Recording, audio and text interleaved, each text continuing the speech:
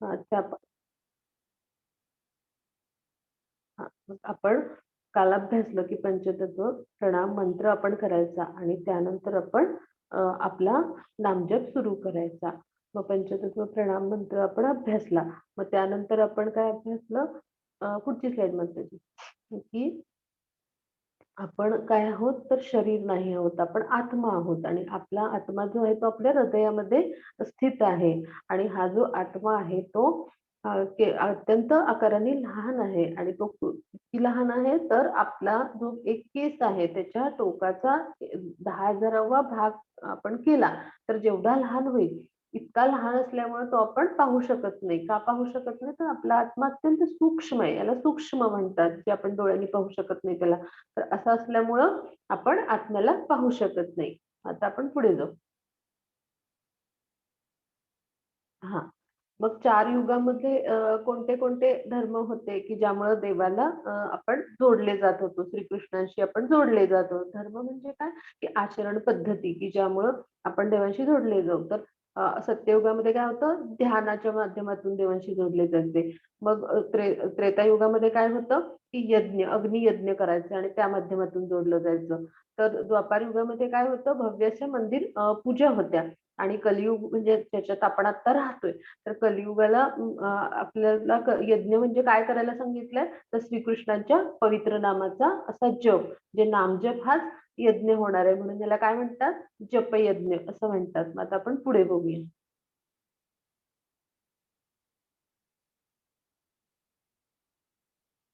आता त्याची पुढची.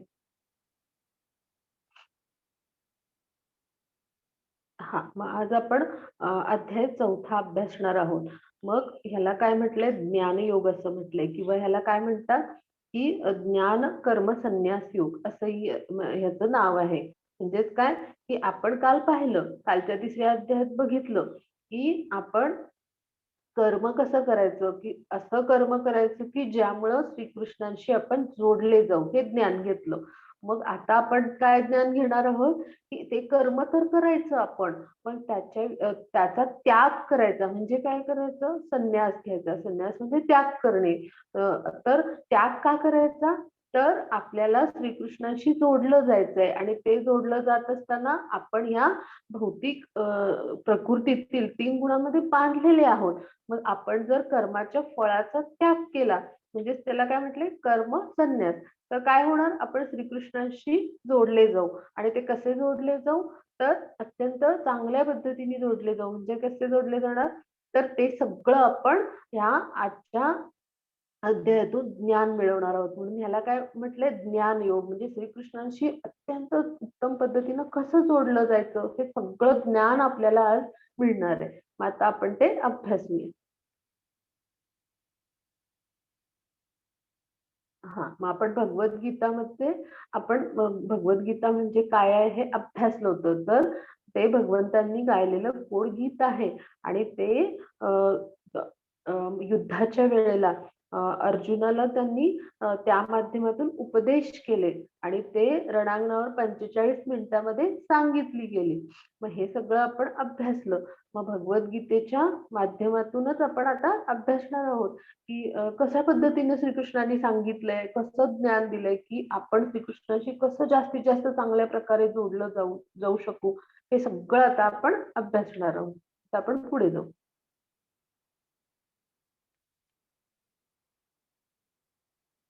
हा, मग आपण अभ्यासलं होतं ना आधी पण दुसऱ्या अध्यायाच्या वेळेला की काय पाहिलं होतं आपण की परंपरा म्हणजे काय?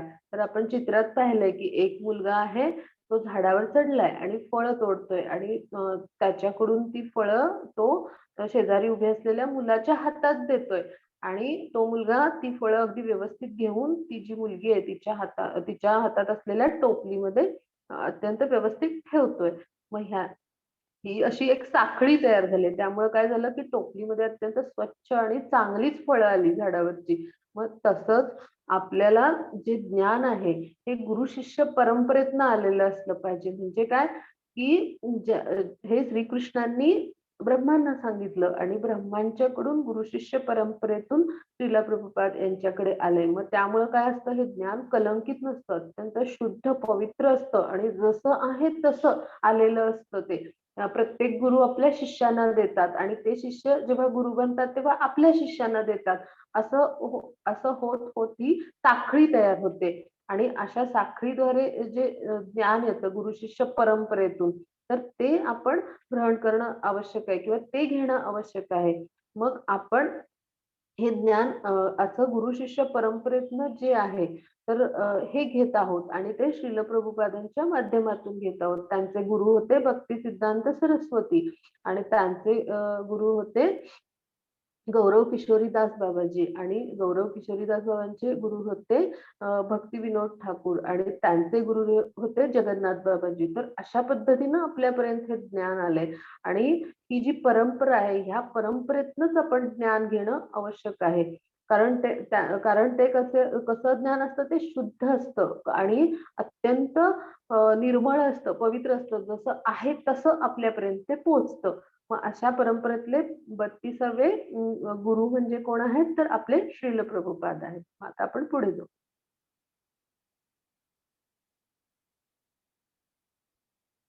हां. मग हे आपण का अभ्यासलं? तर आपल्याला श्रीकृष्णांनी जे ज्ञान दिलंय, ते ह्या पूर्ण ब्रह्मांडातील 4 लोकांना दिलंय. मग ते कोणाला दिलंय? तर ते आपण अभ्यासूया आणि त्यासाठी ही गुरु-शिष्य परंपरा आपल्याला समजून घेणं आवश्यक आहे. मग श्रीकृष्णांनी सगळ्यात पहिल्यांदा ज्ञान कुणाला दिलं? ब्रह्माजींना दिलं.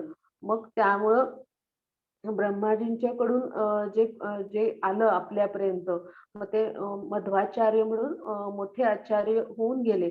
तर त्यांच्या माध्यमातून ते श्रील प्रभुपादांच्या पर्यंत आले. मग त्याला म्हणायचं माधव संप्रदाय. मग दुसरं जे आहे ते त्यांनी लक्ष्मीजींना ज्ञान दिलं.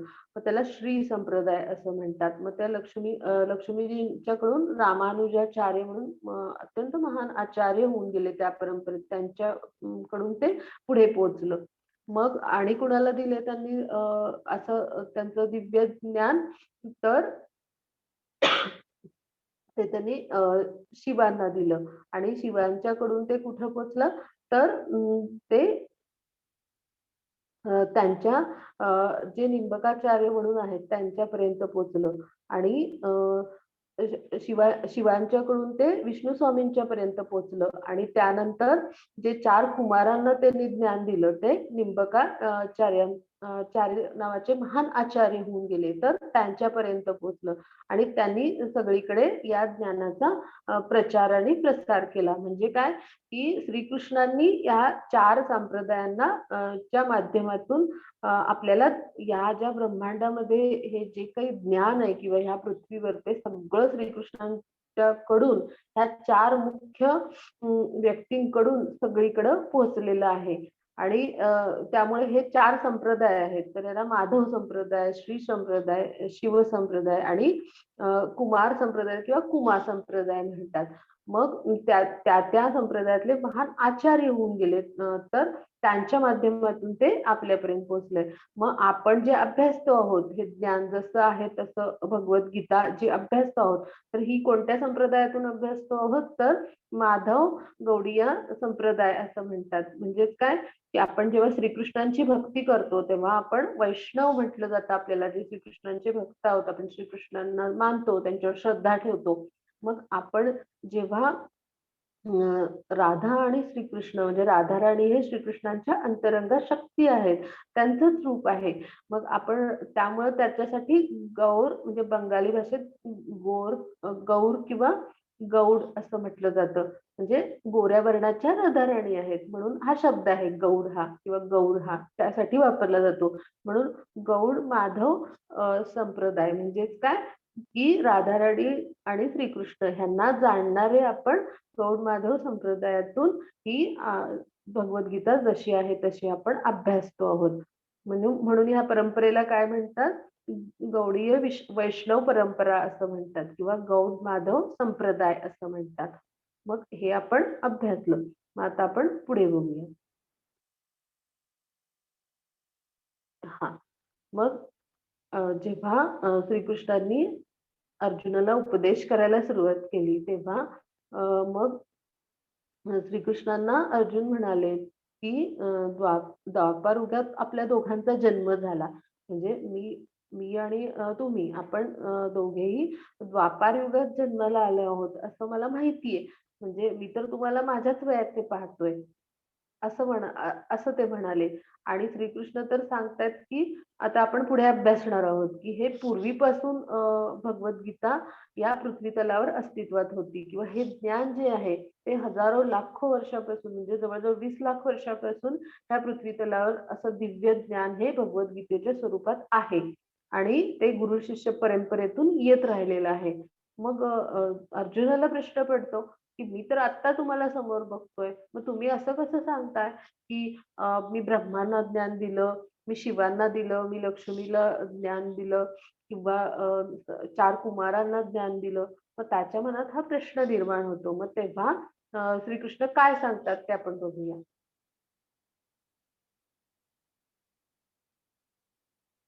मग त्याची पुढची स्लाईड. हां.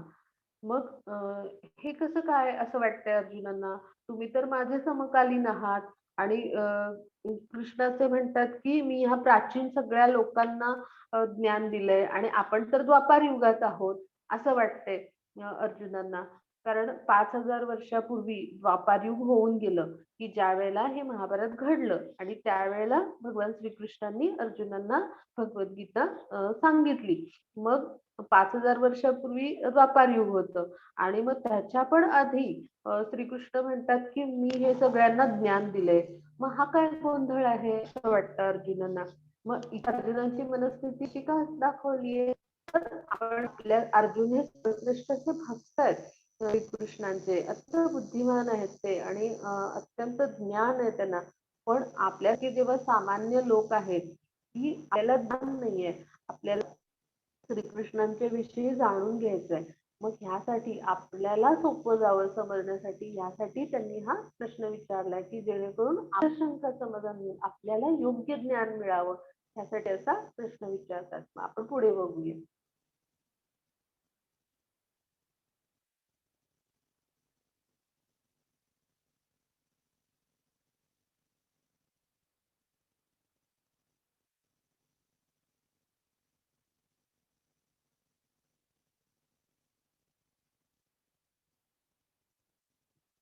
हा. मग कृष्ण कधी प्रकट होतात किंवा कधी येतात, कसे येतात आणि कशासाठी येतात. मग हे सगळं आता अर्जुनांना ते सांगतायत. मग ते कशा पद्धतीने सांगतायत आपण बघूया. मग कृष्ण काय म्हणतात की तू मला शरण आला आहेस आणि तुझी माझ्यावर पूर्ण श्रद्धा आहे, पूर्ण भक्ती आहे आणि त्यामुळं मी तुला आता माझं हे रहस्य किंवा गुपित सांगतो की मी कशा पद्धतीने प्रकट होतो, केव्हा येतो आणि कोणत्या कारणांसाठी येतो. कारण अर्जुन हे सर्वश्रेष्ठ भक्त होते श्रीकृष्णाने. त्यांनी संपूर्ण श्रद्धेने आणि भक्तीने त्यांना शरण गेले. मग आणि ते त्यांचे मित्र पण होते. मग त्यामुळे श्रीकृष्णांनी काय सांगितलं की आता मी तुला हे माझं रहस्य सांगतो. मग आता ते काय सांगतायत आपण बघूया. आता जे वाचले श्लोक. माताजी हे 6, 7, 8 एकदम वाचू काय? रांगेत वाचून कंप्लीट करू? हो चालेल कसे. बरं चालेल. कृष्ण कसे प्रकट झाले? अज अपि सन अव्यय. हरे कृष्ण सॉरी. अज अपि सन अव्यय आत्मा भूतानां ईश्वर अपि सन प्रकृती स्वाम अधिष्ठाय संभवामी आत्ममायया. जरी मी अजन्मा आणि अविनाशी आहे आणि जरी मी सर्व प्राणीमात्रांचा ईश्वर आहे तरी प्रत्येक युगात मी माझ्या मूळ दिव्य रूपात प्रकट होतो. 4.7 हरे कृष्ण.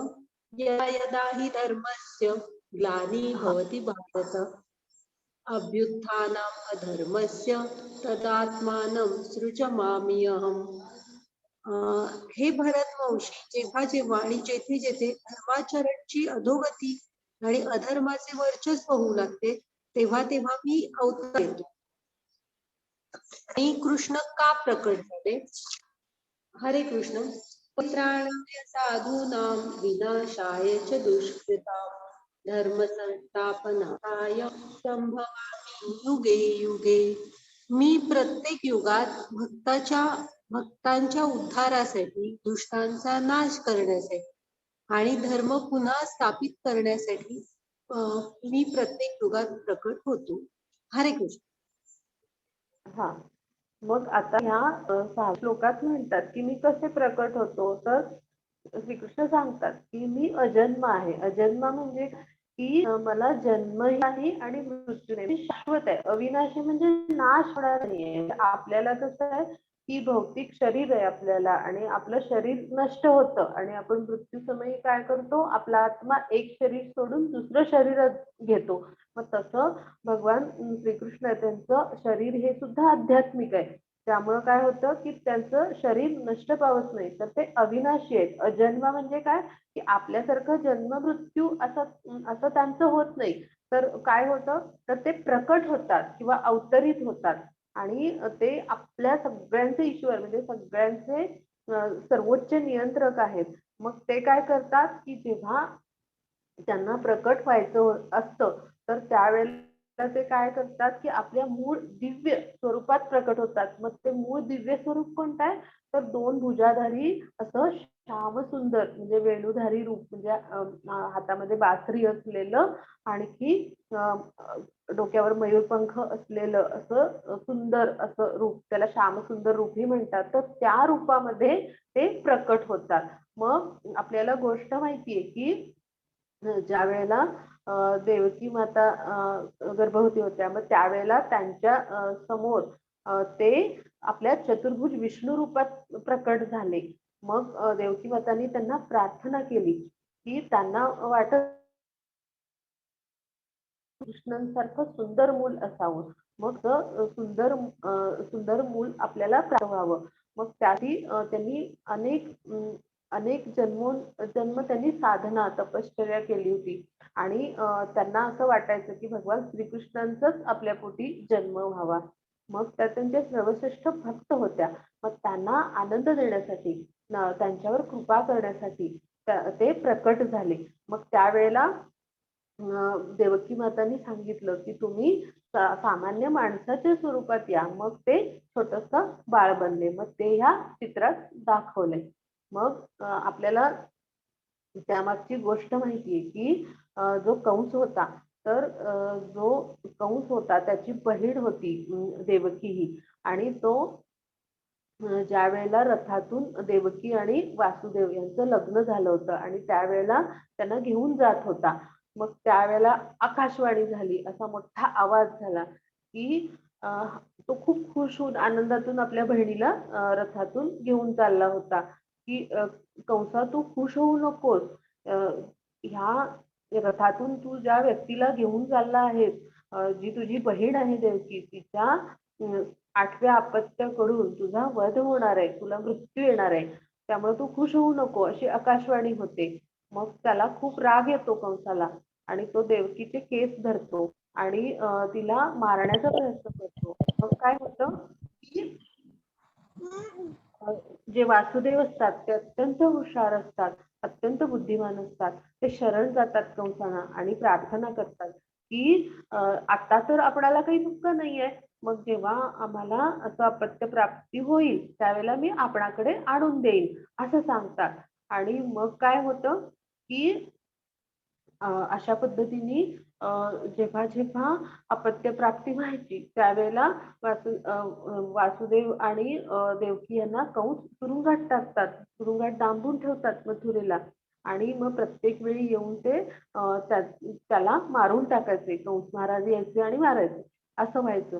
मग काय होतं की जो जो श्रीकृष्णांच्या आधी बलरामांचा जेव्हा जन्म होतो, म्हणजे जो 6वा गर्भ असतो तो ज्या वेळेला तेव्हा बलराम अवतार घेतात, बलराम जन्माला येणार असतात, त्यावेळेला त्यांचा गर्भ हा रोहिणी मातेच्या गर्भामध्ये हस्तांतरित केला जातो. त्यामुळं त्यांना ते मारू शकत नाही.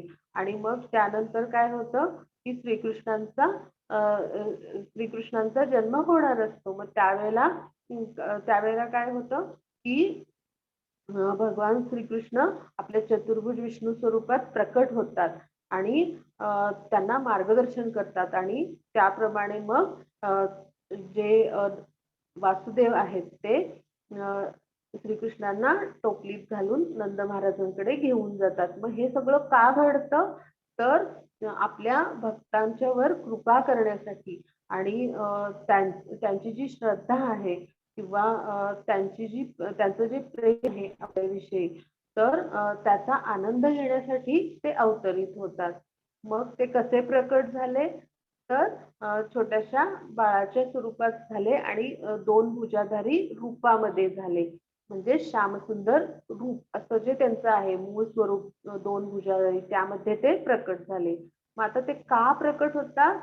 तर ज्या वेळेला पृथ्वीवर अधर्म माजतो, म्हणजे काय की वेदांमधून धर्माचं ज्ञान आपल्याला दिले.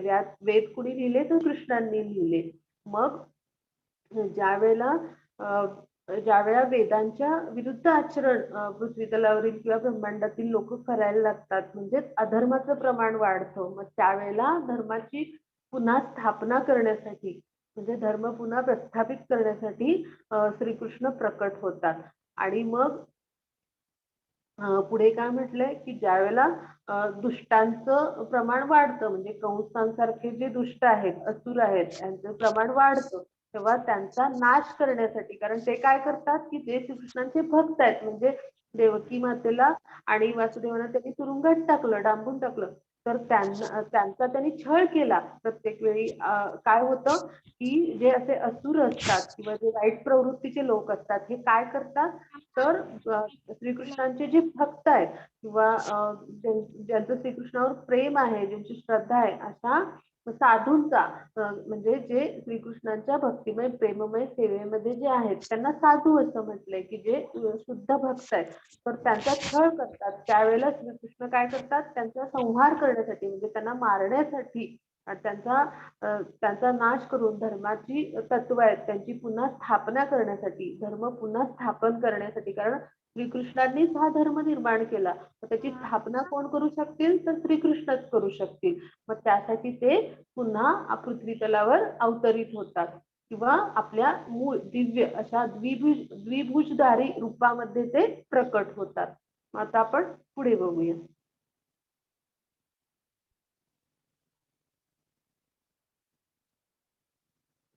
हा, मग श्रीकृष्ण कसे आहेत? तर श्रीकृष्ण हे शाश्वत आहेत किंवा श्रीकृष्ण कसे आहेत? सच्चिदानंद आहेत. म्हणजे काय की सतत शाश्वत. चित म्हणजे काय की संपूर्ण ज्ञान असलेले आणि सतत आनंदी, म्हणजे आनंदाचं जे परमोच्च ठिकाण आहे ते म्हणजे कोण आहे? श्रीकृष्ण. अजन्मा म्हणजे काय की जन्मही नाही आणि मृत्यूही नाही. आणि मग त्यांना ब्रह्मसंहितेमध्ये काय म्हटलंय श्रीकृष्णांना? की गोविंदम आदिपुरुषम तेने ब्रह्म हृदय आदि कवये. म्हणजे काय की गोविंद म्हणजे श्रीकृष्ण. तर श्रीकृष्ण हे आपल्या आपल्या सगळ्यांचे आदिपुरुष आहेत. म्हणजे काय की परम आदिपुरुष म्हणजे काय की सर्वात पहिले, असं ब्रह्मसंहितेमध्ये ब्रह्माजींनी लिहून ठेवलंय श्लोकाच्या माध्यमातून. तर श्रीकृष्णांच्या पासूनच आपण सर्व निर्माण झालो आणि आपल्या सर्वांचे निर्माते कोण आहेत? किंवा या पृथ्वीवर जे काही आपल्याला दिसतंय किंवा ब्रह्मांड, सगळ्यांचे निर्माते आणि सर्वोच्च नियंत्रक कोण आहेत? श्रीकृष्ण आहेत. आणि ते कोण आहेत? तर आदिपुरुष किंवा परमपुरुष असं त्यांना म्हटलंय. आता आपण पुढे बघूया. हा, मग मी आता गोष्ट सांगितली तुम्हाला की जेव्हा देवकी मातेनं त्यांना प्रार्थना केली की आपण सामान्य रूपात या, तेव्हा ते आपल्या मूळ दिव्य जे द्विभुजधारी रूप आहे त्या रूपात आले. मग ते छोटस बाळ बनले आणि मग त्यानंतर त्यांनी सूचना केल्याप्रमाणे वासुदेवांनी काय केलं? त्यांना टोपलीत घातलं आणि गोकुळामध्ये ते नंदबाबांच्याकडे त्यांना घेऊन सुखरूप तिथे ठेवून आले. मग ते जात असताना त्यांच्या पाठीमागून त्यांचं रक्षण करण्यासाठी एक नाग येत होता. मग त्याचं नाव काय आहे? तर अनंतशेष असं नाव आहे. मग तो कोण आहे? तो देखील श्रीकृष्णांचा विस्तार रूपच आहे.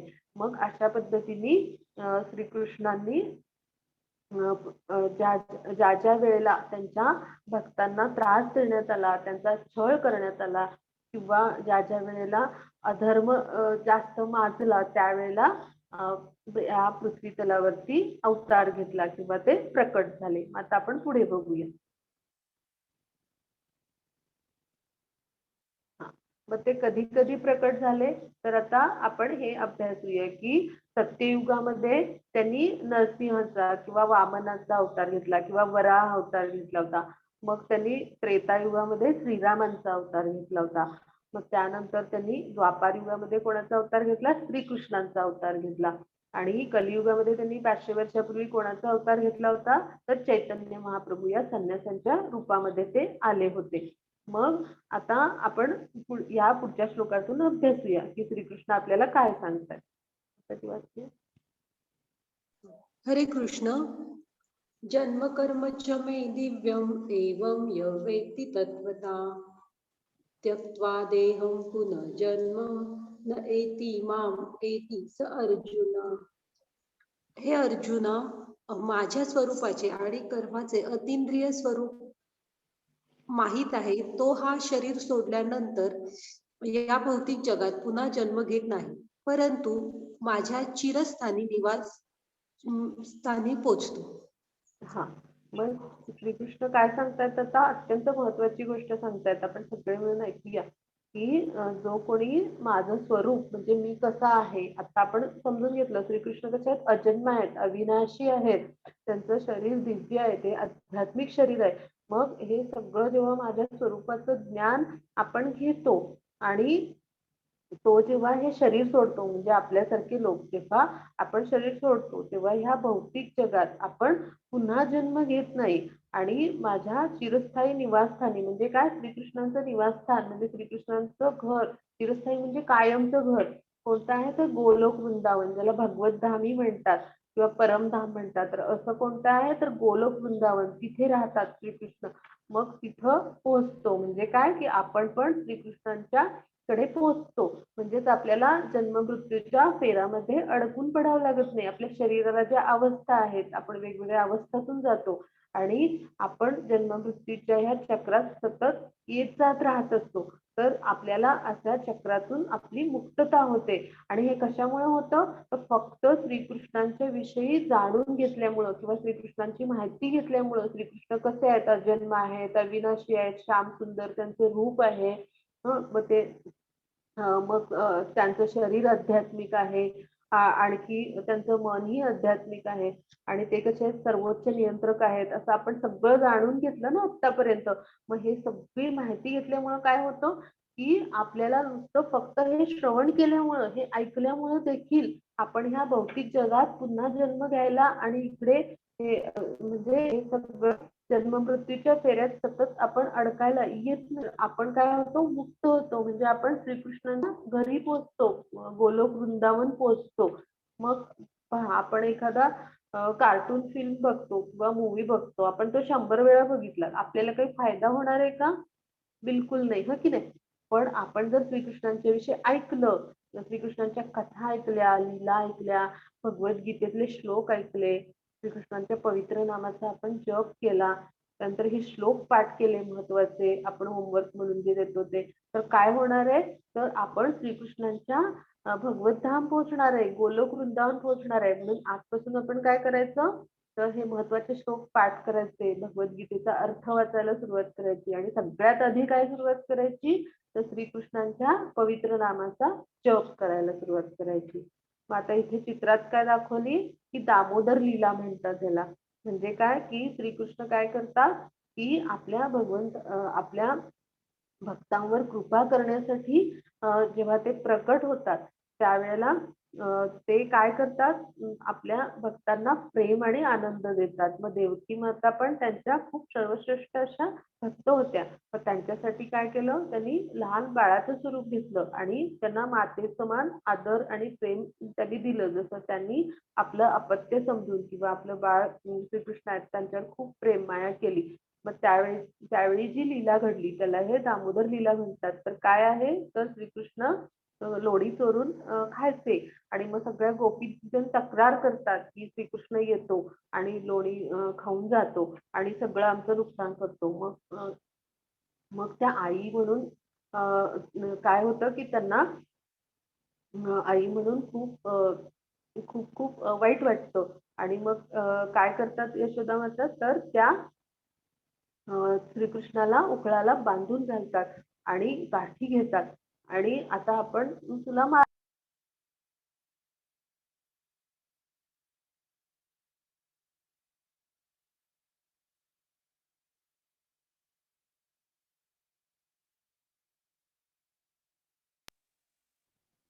त्यावेळेला श्रीकृष्ण खूप त्यांना भीती वाटते आणि खूप त्यांना रडू येतं आणि मग त्यांच्या काजळ डोळ्यात असतं ते गालावर असं उघळतं. म्हणजेच काय की ते यशोदा मातेला आनंद देतात आपल्या लीला करून आणि अशा पद्धतीनं श्रीकृष्ण जेव्हा आपल्या जे स्वरूपात येतात तेव्हा ते काय करतात तर आपल्या भक्तांना प्रेम आणि आनंद देण्यासाठी ते लीला करतात. आता आपण पुढे बघूया.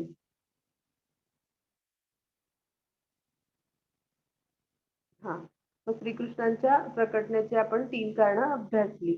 मग श्रीकृष्ण कशासाठी येतात तर भक्तांचं रक्षण करण्यासाठी, असुरांचा किंवा राक्षसांचा नाश करण्यासाठी आणि धर्माची पुन्हा स्थापना करण्यासाठी. आता पुढची स्लाइड बघू आपण.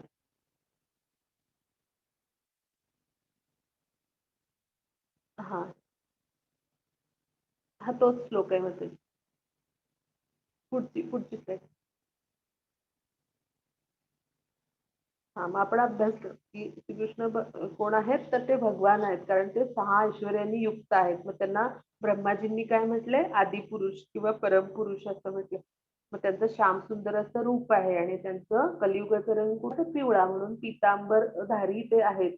त्यांच्या डोक्यात मयूरपंख आहे आणि त्यांच्या हातामध्ये बासरी आहे. आता आपण पुढे जाऊ.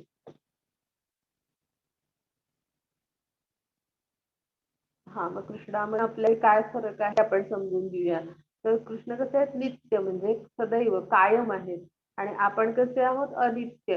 म्हणजे काय की आपला शरीर आहे ते भौतिक आहे आणि ते नाशिवंत आहे. आपलं मृत्यूच्या वेळी आपण एक शरीर सोडून आपला आत्मा दुसरं शरीर घेतो. मग भगवंतांचं किंवा श्रीकृष्णांचं शरीर कसं आहे तर आध्यात्मिक आहे आणि आपलं शरीर कसं आहे भौतिक आहे. भौतिक म्हणजे काय पंचतत्वांचं बनलेलं अग्नी आकाश जल वायू आणि पृथ्वी ह्यांचं बनलेलं आहे. तर श्रीकृष्णांचं शरीर आणि मन दोन्ही पण कसं आहे आध्यात्मिक आहे. मग त्यामुळं ते नित्य आहे किंवा कायम आहे. ते सदैव एकसारखेच राहतात. आपल्यासारखं त्यांच्या शरीराला अवस्था नाहीये.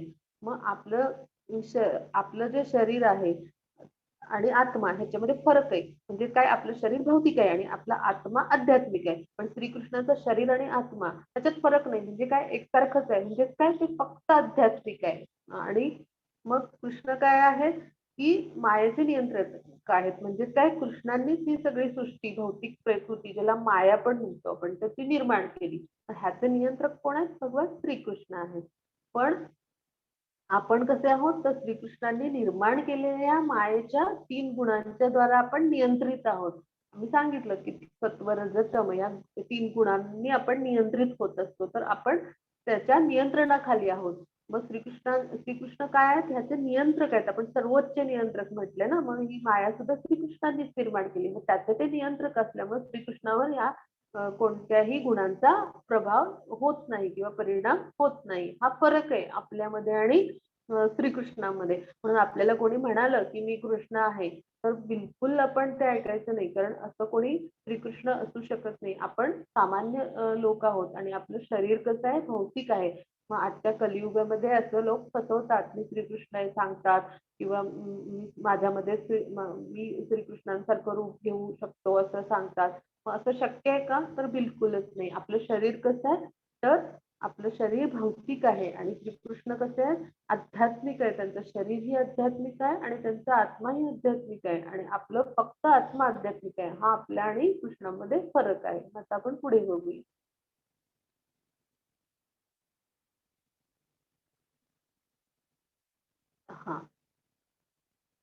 तसंच याचा अर्थ वाचते. चालेल. हरे कृष्ण. सर्व लोक ज्या भावाने मला माताजी थांबा, मी हा श्लोक वाचते, तो महत्वाचा असणार, होमवर्कला असणार. हो हो. ये येथा मां प्रपद्य. एक मिनिट हा माताजी बोलली या विषयावर.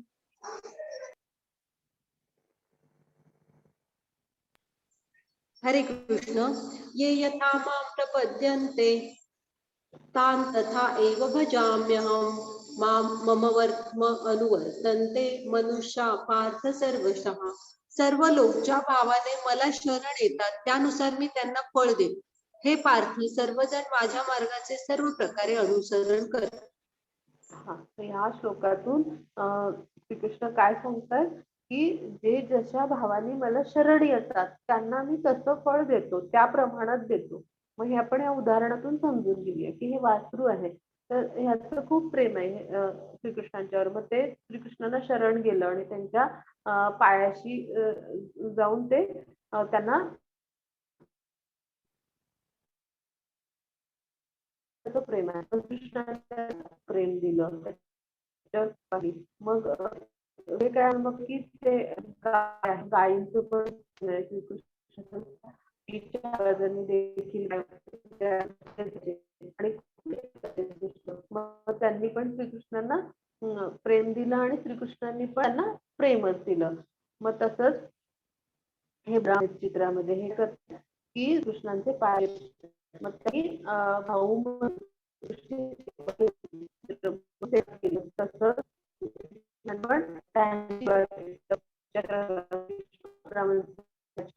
त्यांनी पण तेवढं प्रेम आपल्या भावावर केलं, भाऊ म्हणून, सखा म्हणून, किंवा हे गोपण सगळे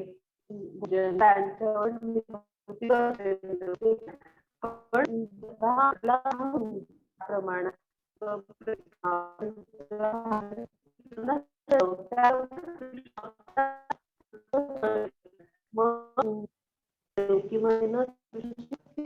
म्हणून तिच्याविषयी माता म्हणून आदर आणि प्रेम श्रीकृष्ण त्यांना दिलं, किंवा यशोदा मातेंनी त्यांची आपलं बाळ म्हणून सेवा केली. मग त्यांना पण श्रीकृष्णांनी माता म्हणून आदर आणि प्रेम दिलं. आणि कंसांनी काय केलं तर श्रीकृष्णांशी शत्रुता केली. मग कंसांशी श्रीकृष्णांनी काय केली, आपण जसा भाव ठेवला त्याप्रमाणे श्रीकृष्ण फळ देतात असं श्रीकृष्ण सांगतायत. म्हणजे काय की कंसांनी त्यांच्याशी शत्रुता केली म्हटल्यावर श्रीकृष्णांनी पण त्यांच्याशी शत्रुता केली आणि मग ते दुष्ट आणि भक्तांचा छळ करत होते कंस. श्रीकृष्णांच्या भक्तांचा म्हटल्यावर त्यांनी त्यांचा वध केला. आता आपण पुढे बघू.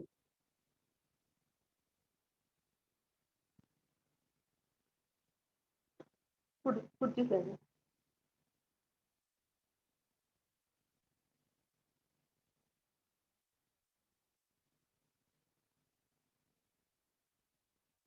हा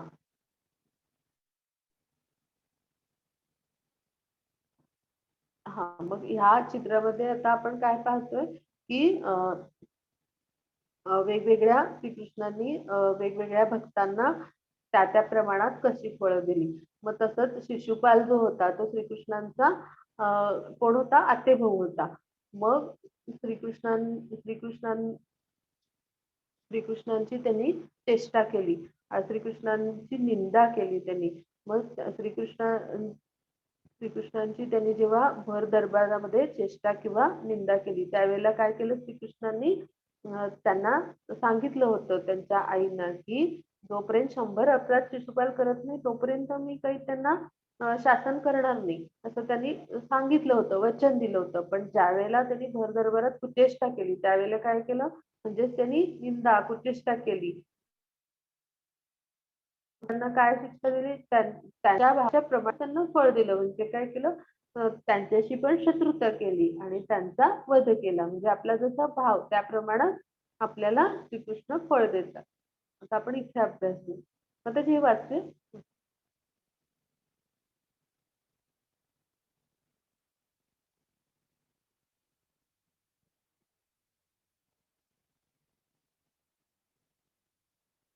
हरे कृष्ण. हरे कृष्ण, हे परमतप द्रव्य यज्ञापेक्षा ज्ञान यज्ञ श्रेष्ठ आहे. हे पार्थ, शेवटी सर्व कर्म यज्ञ दिव्य ज्ञानात संपतात. तद्विधी हा प्रणिपातेन परिप्रश्ने सेवया उपेद्यक्षन्ति ते ज्ञानम ज्ञानीना तत्वदर्शी. आपण गुरुकडे जा, सत्य जाणून घेण्याचा प्रयत्न करा, त्यांच्याशी नम्र व्हा, जिज्ञासा ठेवा, त्यांची सेवा करा. स्वतः स्वरूप सिद्ध व्यक्ती आपल्याला ज्ञान देऊ शकतात, कारण त्यांनी सत्य पाहिले आहे. हा मग हे परंतप म्हणजे कोण? परंतप हे कोणाला म्हणतात श्रीकृष्ण? तर अर्जुनाला म्हणतात. तर तसं ते का म्हणतात? तर परंतप म्हणजे काय? शत्रूंचा नाश करणारा, म्हणून शत्रूंचा नाशाचं कारण बनणारा, म्हणजे अर्जुनांना ते असं श्रीकृष्ण अर्जुनांना परंतप म्हणतात. मग काय म्हणतात की द्रव्य यज्ञ म्हणजे आपण यज्ञाचे प्रकार बघितले की आपलं सगळं द्रव्य शक्ती संपत्ती हे अर्पण करून जेव्हा आपण आध्यात्मिक उद्दिष्टांसाठी यज्ञ करतो तर तो द्रव्य यज्ञ असतो. वेगवेगळे प्रकार आहेत आणि आध्यात्मिक यज्ञ किंवा ज्ञान यज्ञ म्हणतो. मग ह्या सगळ्यामध्ये शेवटी कुठला श्रेष्ठ आहे? तर हे जे आपण ज्ञान घेतोय तर हे ज्ञान घेऊन आपण कर्म करतोय.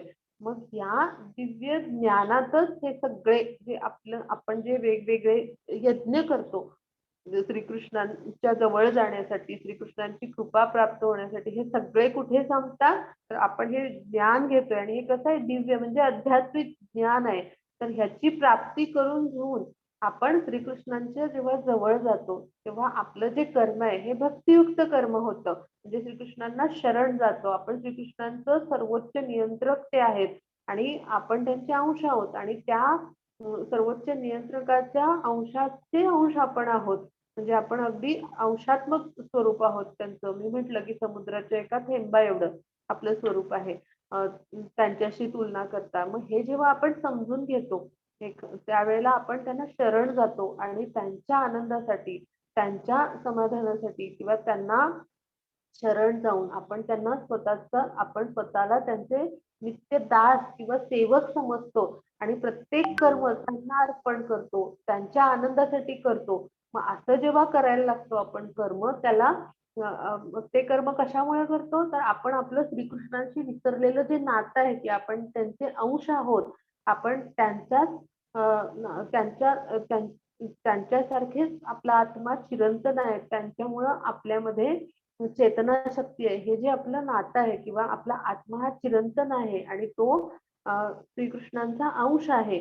जीवात्मक आपण अंश आहोत. हे नातं जेव्हा आपण लक्षात घेतो तेव्हा आपल्याला हे जे ज्ञान मिळतं त्यामुळं काय होतं? या दिव्य ज्ञानामध्ये आपण ही सगळी कर्म जी करतो त्या सगळ्यापेक्षा श्रेष्ठ कुठला आहे? तर त्यांच्याशी श्रीकृष्णांविषयीचं ज्ञान मिळवणं आणि त्यांच्याशी आपण आपलं नातं प्रस्थापित करून त्यांची भक्तिमय प्रेममय सेवा करणं. म्हणून हे ज्ञानमय यज्ञ हाच सगळ्यात श्रेष्ठ आहे. ह्याच्यातच हे सगळे यज्ञ संपतात असं म्हणतात श्रीकृष्ण. मग नंतर काय म्हणतात की आपल्याला जर ज्ञान प्राप्त करायचं असेल तर कुठे गेलं पाहिजे? तर आता इथे शब्द लक्षात ठेवू की प्रणिपातेन म्हणजे आपण नम्रपणे एखाद्या गुरुंकडे जा की जे प्रमाणित आध्यात्मिक गुरु आहेत आणि तिथे जा आणि काय करा? त्यांना अत्यंत प्रेमाने आदराने त्यांची सेवा करून त्यांना नम्रतेनं शरण जाऊन त्यांना आपल्याला ज्या शंका आहेत त्या विचारा, प्रश्न आहेत ते विचारा, त्यांचं मार्गदर्शन घ्या आणि काय करा? त्यांची भरपूर सेवा करा. मग जेव्हा जेव्हा सेवा करू तेव्हा जे प्रमाणित आध्यात्मिक गुरु असतात हे काय असतात? तर श्रीकृष्णांचे गुप्त प्रतिनिधी असतात आणि त्यांच्याजवळ शुद्ध असं श्रीकृष्णांच्याकडून आलेलं गुरु शिष्य परंपरेतलं ज्ञान असतं. आणि असं जेव्हा ज्ञान आपल्याला हवं असतं त्यावेळेला आपल्याला काय करायला पाहिजे? अत्यंत नम्र व्हायला पाहिजे. आणि आपल्याला जेव्हा जाणून घ्यायचंय हे सगळं ज्ञान त्यावेळेला आपण त्यांची सेवा करायला पाहिजे. आणि मग त्यामुळं काय होतं की आपल्या असं पवित्र असं शुद्ध ज्ञान मिळतं त्यांच्याकडून. आणि त्याची का आवश्यकता असते? तर आपण या भौतिक प्रकृतीच्या 3 गुणांमध्ये बांधलेले आहोत. आणि त्यामुळे आपल्या 3 भौतिक प्रकृतीच्या सत्व रज तम या 3 गुणांच्या अधीन किंवा त्यांच्या प्रभावाखाली राहून काम करतो.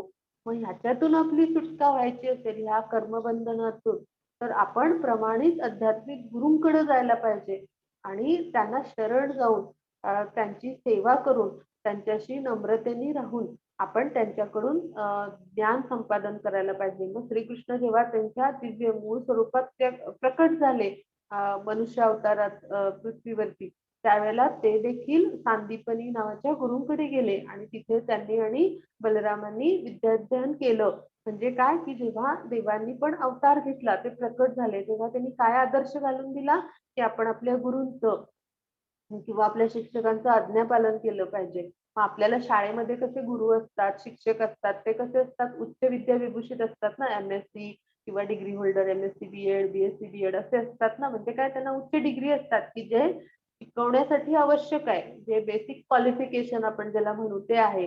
तर तसे प्रमाणित असतात ते. मग तसं आपल्याला हे दिव्य ज्ञान आहे श्रीकृष्णांचं, हे देण्यासाठी प्रमाणित आध्यात्मिक गुरु हवेत. मग ते कसे हवेत, तर गुरु शिष्य परंपरेतले हवेत. आणि असे कोण आहेत, तर आपले श्रील प्रभुपाद आहेत. मग त्यांना आपण शरण गेलं पाहिजे, त्यांना प्रार्थना केली पाहिजे आणि आणि त्यांनी दिलेली भगवद्गीता आपण वाचली पाहिजे. आणि अशा पद्धतीने आपण जेव्हा प्रयत्न करू, तेव्हा आपल्याला निश्चितच दिव्य ज्ञान मिळेल. मग त्यांनी अशाच पद्धतीने सगळ्यांना दिव्य ज्ञान त्यांच्यापर्यंत जे पोहोचलंय ते देण्याचा प्रयत्न केला. मग तसंच आपल्यापर्यंत पण हे पोहोचलंय. मग आपण हे ज्ञान संपादन करून आपण काय प्रयत्न करायचे, की आपण कसे शिष्य होऊ, उत्तम शिष्य होऊ. म्हणजेच काय करायचं, की आतापर्यंत आपण अभ्यासलो, की आपण कसं कर्म करायला पाहिजे, तर भक्तियुक्त कर्म करायला पाहिजे. म्हणजे काय, आपण श्रीकृष्णांचं आपलं नातं समजून घेतलं. आपण आज शरीर नसून आत्मा आहोत. आपण श्रीकृष्णांना शरण जायचं, श्रीकृष्णांना प्रार्थना करायची, श्रीकृष्णांच्या आनंदासाठी प्रत्येक कृती आपली करायची. असं जेव्हा आपण करायला सुरुवात करू, त्यावेळेला काय होणार, आपण श्रीकृष्णांशी जवळ जाणार, श्रीकृष्णांशी जोडले जाणार आणि आपलं प्रत्येक कर्म भक्तियुक्त कर्म होणार. मग हे आपल्याला कोण सांगतात, तर श्रीकृष्णांनी स्वतः तर सांगितलंच आहे आणि त्यांच्या माध्यमातून आपल्याला भगवद्गीतेमध्ये श्रील प्रभुपाद सांगतात. मग आता आपण बघूया पुढे काय म्हणतात श्रीकृष्ण. आता हे वाचूया. हा माताजी चालेल. हरे कृष्ण. जो भक्त दिव्य ज्ञानामध्ये समर्पित आहे आणि ज्याने इंद्रियांना वश केले आहे, ते हे ज्ञान घेण्यास पात्र आहे आणि ते प्राप्त झाल्यावर त्याला त्वरित आध्यात्मिक शांती प्राप्त होते. माताजी हे पुढचं पण वाचू का ट्रान्सलेशन? हा वाचून ठेवा, म्हणजे मी सांगते मग.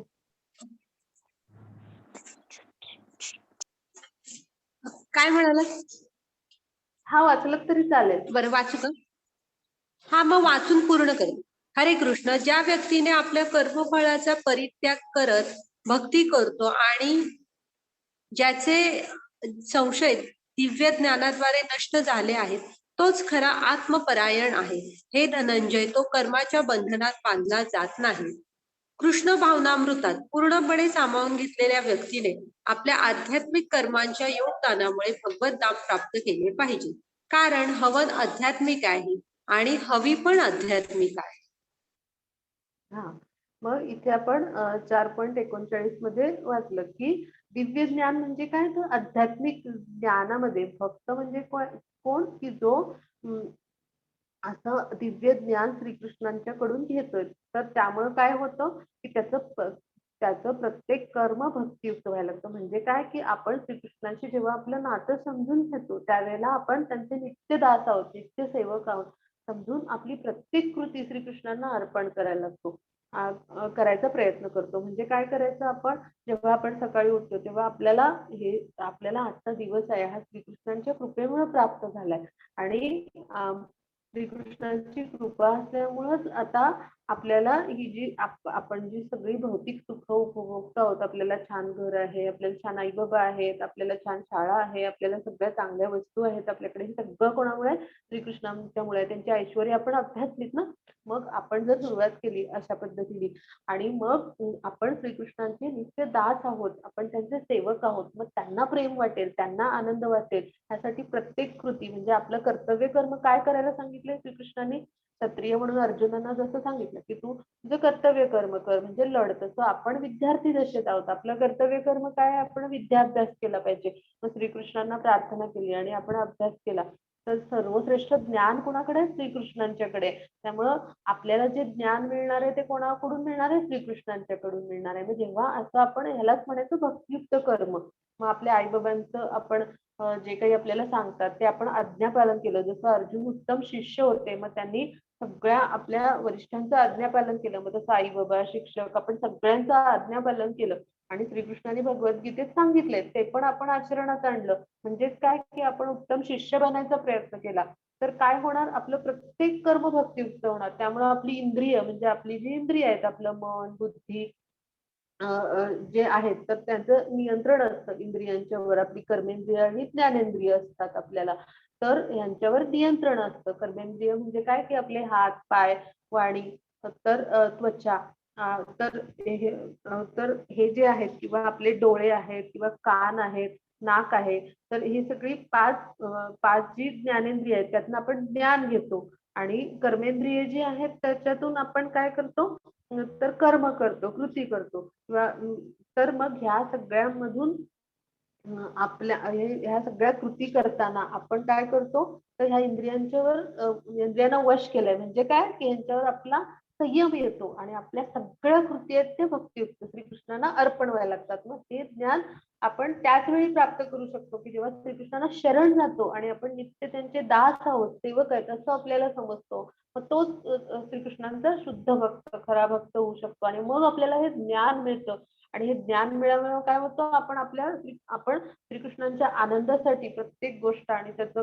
प्रत्येक कर्म त्याचं फळ जेव्हा अर्पण करायला लागतो तेव्हा आपण अत्यंत आनंद राहायला लागतो आणि मग त्यावेळेला आपल्याला अत्यंत शांत स्थिती प्राप्त होते किंवा त्याला आध्यात्मिक शांती असं म्हटलंय.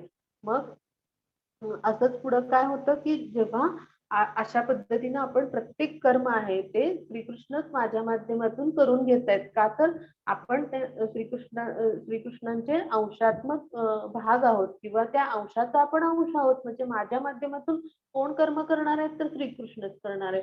मग त्यांनाच आपण शरण गेलो आणि तुम्हीच माझ्याकडून तुम्हाला जे अपेक्षित आहे ते कर्म माझ्याकडून तुम्हाला जो अपेक्षित तुम्ही अभ्यास करून सगळ्या कृती करून घ्या अशी आपण प्रार्थना केली आणि दिवसभर आपली प्रत्येक कृती कर्म केलं तर ते काय होईल भक्तियुक्त कर्म किंवा भक्ती होईल किंवा श्रीकृष्णांची प्रेममय भक्तिमय सेवा होईल किंवा काय होईल की आपण श्रीकृष्णांच्या पवित्र म्हणजे काय केलं पोषण केलं आणि आत्मा कोणामुळे आहे तर श्रीकृष्णांचा आहे श्रीकृष्णांचा अंश आहे म्हणजे काय झालं आपण श्रीकृष्णांची प्रेममय भक्तिमय सेवा केली किंवा आपण काय सांगितलं की श्रीकृष्णांना आपल्याला जे अन्न मिळतं त्याचा भोग अर्पण केला आणि तो अन्न प्रसाद म्हणून आपण ग्रहण केला तर काय होणार श्रीकृष्णांची प्रेममय सेवा होणार. मग त्यामुळे काय होणार की आपल्या मनात जे हे अज्ञान आहे आपल्याला जे आहे आपल्याला माहिती नाही आहे श्रीकृष्ण कोण आहेत आणि आपण आता हळूहळू जाणून घेतोय दिव्य म्हणजे आध्यात्मिक ज्ञान घेतोय आपण श्रीकृष्णांच्या माध्यमातून.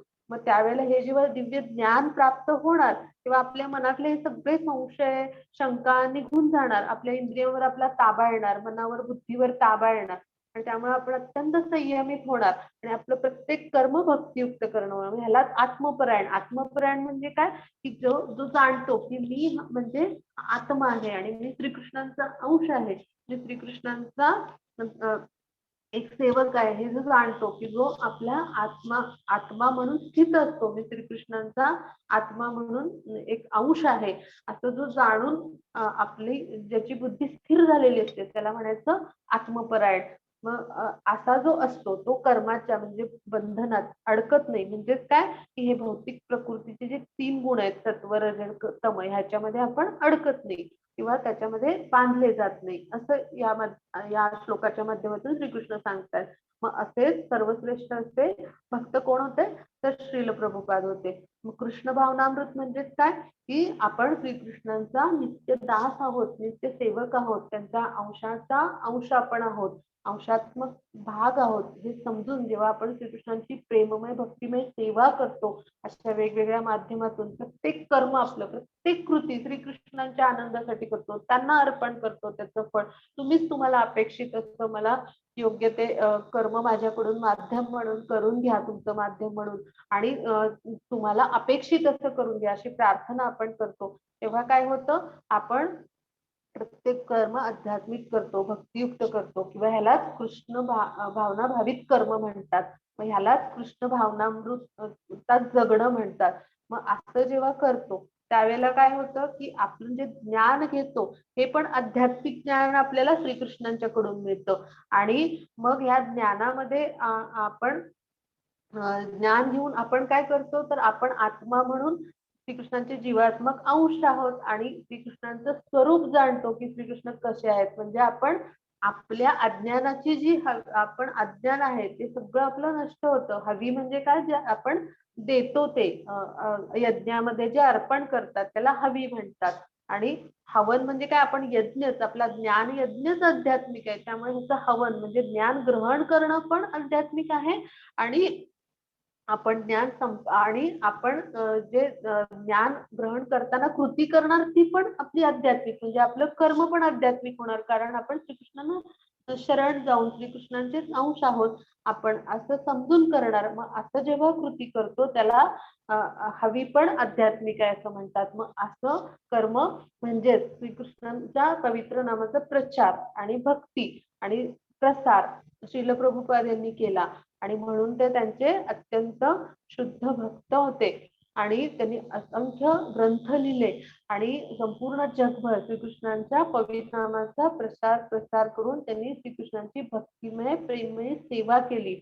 म्हणून आणि त्यामुळे त्यांनी त्यांच्याकडून केवढं मोठं कार्य, त्यांच्यावर किती मोठी श्रीकृष्णांची कृपा आहे की त्यांच्याकडून इतकं मोठं कार्य झालं की जगभर संपूर्ण श्रीकृष्णांच्या पवित्र नामाचा प्रसार आणि प्रसार झाला आणि इस्कॉनची स्थापना झाली. मग आपण श्रील प्रभुपादांनी जी लिहिलेली गीता अभ्यासतो आहोत, मग हे जेव्हा आपण अभ्यासतो तेव्हा सुद्धा आपण श्रीकृष्णांची बुद्धीनी पूजा करतो आहोत. म्हणजे काय, की आपण श्रीकृष्णांच्या विषयी माहिती घेणं, ही गीता अभ्यासणं सुद्धा श्रीकृष्णांची बुद्धीनी पूजा आहे. म्हणजे हे भक्तियुक्त कर्मच आहे. म्हणजे आपली जी हवी आहे ही सुद्धा आध्यात्मिकच होते आहे. म्हणजे इतकं सगळ्या पद्धतीनं आपण श्रीकृष्णांना जाणलं तर आपल्याला इतके सगळे लाभ होणार आहेत. मग असे लाभ आपल्याला एखादा कार्टून पाहून किंवा मूवी पाहून होईल का, तर बिलकुल नाही. म्हणून आपण काय करायचं, श्रीकृष्णांना जास्तीत जास्त जाणून घ्यायचं, श्रीकृष्णांची भक्तियुक्त प्रेममय सेवा करून भक्तियुक्त कर्म करायचा प्रयत्न करायचा आणि श्रीकृष्णांनी जे जे सांगितलंय ते आचरणात आणायचा प्रयत्न करायचा. आतापर्यंत आपण जे जे शिकलो ते सगळ्या गोष्टी आपण कशा आचरणात आणू असा प्रयत्न करायचा. मग त्यामुळे काय होणार, श्रीकृष्णांच्या आपल्यावर कृपा होणार, श्रीकृष्णांच्या आपण जवळ जाणार. आणि मग त्यासाठी आपल्याला कोण मदत करणार, तर श्रील प्रभुपादांच्या माध्यमातून आपल्यावर कृपा होणार. कारण जे प्रमाणित आध्यात्मिक गुरु असतात ते श्रीकृष्णांचे गुप्त प्रतिनिधी असतात आणि ते आपल्याला श्रीकृष्णाशी जोडलेले ठेवतात. म्हणून आपण त्यांना प्रणाम मंत्र जो घेतो तो म्हणून आपण गुरुवंदना करतो आणि गुरुप्रणाम मंत्र घेतो तो त्यासाठी घेतो, आपण त्यांना प्रणाम करतो आणि त्यांच्या माध्यमातून श्रीकृष्णांशी जोडले जातो. आता आपण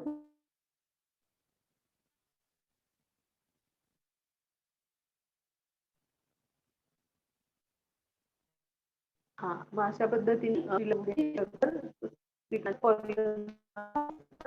प्रचार ही शिकवली. मग सगळीकडे त्यांनी श्रीकृष्णांच्या पवित्र नामाच्या आणि श्रीकृष्णांचे उपदेश आणि श्रीकृष्ण सांगितलेले भगवद्गीता पोहोचवली.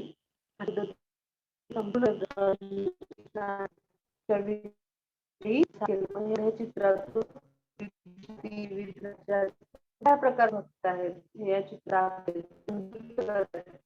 ते बघूया.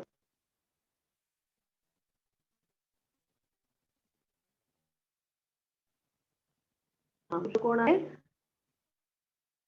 तर एक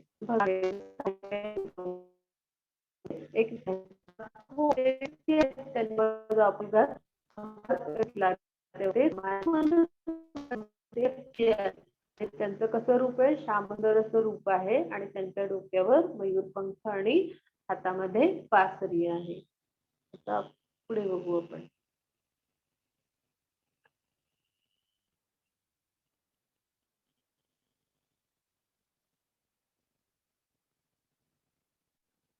आता ते संपले का स्लाइड?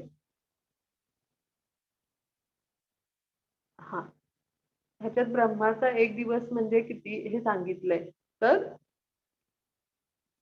किती वर्ष ही सांगितली, किंवा ब्रह्माचा एक तास म्हणजे किती सांगितलंय, तर किंवा एक मिनिट किंवा एक सेकंद. तर हे फक्त वाचूया आपण. कारण हे जे ब्रह्मा आहेत किंवा शिव किंवा हे सगळे देवता जे आहेत, हे कोण आहेत, तर हे श्रीकृष्णांचे सेवक आहेत. आणि हे काय आहे, तर उच्च कोटीचे भक्त आहेत श्रीकृष्णांचे, आणि हे सुद्धा जीवात्मेच आहेत. म्हणून त्यांची आयुर्मर्यादा जास्त आहे, म्हणजे त्यांचं वय जास्त आहे. आणि त्यामुळं त्यांचा एक दिवस म्हणजे किती आहे पहा, तर एवढी वर्ष आहेत. मग ह्याचं ते कॅल्क्युलेशन दिले, हे फक्त वाचूया आपण. तर पुढे बघू.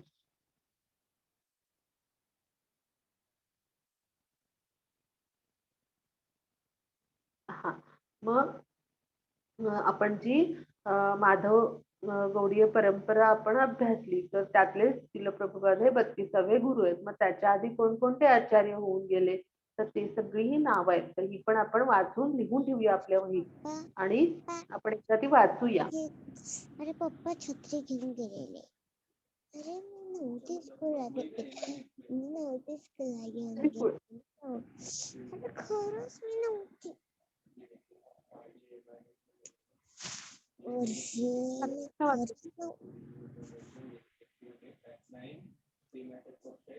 मामा हरे कृष्ण. हरे कृष्ण माताजी. हरे कृष्ण माताजी.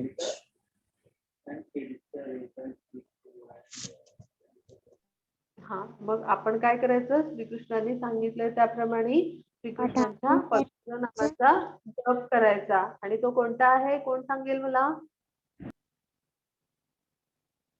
कोणाच्या लक्षात आहे? हरे हरे राम राम राम राम हरे कृष्ण कृष्ण कृष्ण कृष्ण. हरे कृष्ण कृष्ण कृष्ण हरे हरे, हरे राम राम राम हरे हरे. ठीक आहे, छान छान सांगितलं हा. मग आता कोणाला काही शंका आहे, आपण जे काही शिकलो त्याच्यात कोणाला शंका आहे?